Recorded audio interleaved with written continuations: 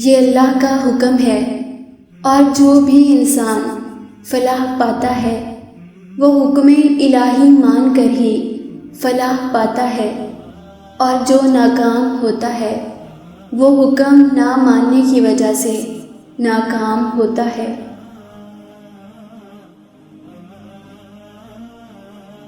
اس کی نظر جو زہر آلود تیر تمہارے دل تک پہنچا کر تمہارا دل ہلاک کرتی ہے، آنکھ کی حفاظت سے وہ تیر تمہارے دل تک نہیں پہنچے گا۔ نظر کی حفاظت سے دل میں پوری توجہ سے اللہ کے لیے محبت پیدا ہوتی ہے، ورنہ جن لوگوں کی نگاہ آزاد اور آوارہ رہتی ہے ان کا دل منتشر رہتا ہے۔ آزاد نگاہی بندے اور اللہ کے درمیان حائل ہو جاتی ہے۔ آنکھ کی حفاظت سے دل مضبوط اور پرسکون رہتا ہے، اور آزاد نگاہی یعنی ہر غلط چیز یا شخص کو دیکھ لینے سے دل مغموم رہتا ہے۔ نگاہ پست رکھنے سے دل میں نور پیدا ہوتا ہے۔ کیا تم نے غور نہیں کیا کہ سورہ نور میں اللہ نے غض بصر کی آیت کے بعد ہی آیت نور پیش کی، کیونکہ دل میں نور نظروں کی حفاظت سے داخل ہوتا ہے، اور جب دل نورانی ہو جائے تو ہر طرف سے خیر اور برکت اس انسان کی طرف دوڑتی ہے، اور جن کے دل اندھیر ہوں ان کو شر اور تکالیف کے بادل گھیرے رکھتے ہیں۔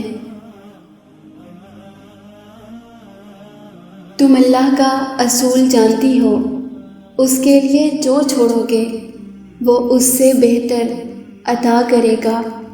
تم نگاہ چھوڑو، وہ بدلے میں نگاہ عطا کرے گا، وہ تمہیں بصیرت دے گا، فہم و فراست کی نگاہ عطا کرے گا، اور تمہاری فراست کبھی خطا نہیں ہوگی۔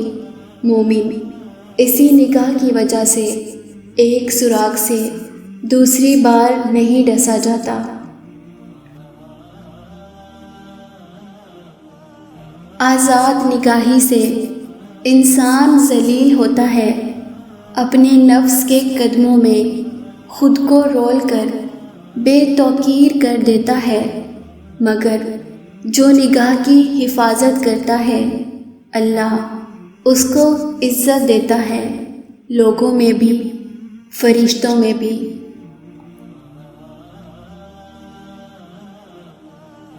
نگاہ کے ذریعے شیطان اتنی تیزی سے دل میں جا پہنچتا ہے جتنی تیزی سے کسی خالی جگہ میں خواہشات بھی نہیں پہنچ سکتی۔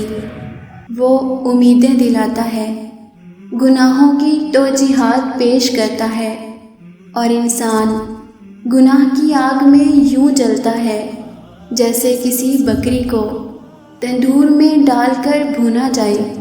اس لیے شہوت پرستوں کو قیامت کے دن آگ کے تندوروں میں ڈالا جائے گا۔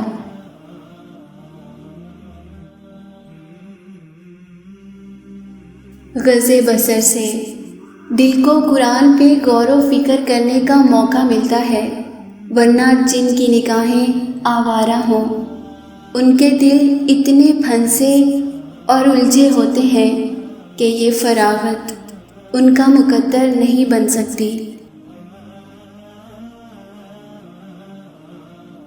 انسان کے دل اور آنکھ کے درمیان ایک سوراخ ہے، ایک راستہ ہے۔ جس کام میں آنکھ مشغول اسی میں دل مشغول ہوتا ہے۔ ایک کی اصلاح سے دوسرے کی اصلاح ہوتی ہے، ایک کے فساد سے دوسرے کا فساد ہوتا ہے۔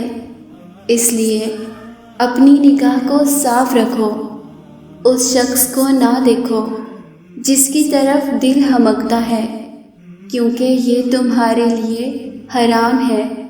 اگر حلال ہوتا تو ٹھیک تھا، لیکن حلال نہیں ہے۔ سو جب اپنی نگاہ کی مالک بن جاؤ گے تو دل کو بھی واپس حاصل کر لو گے۔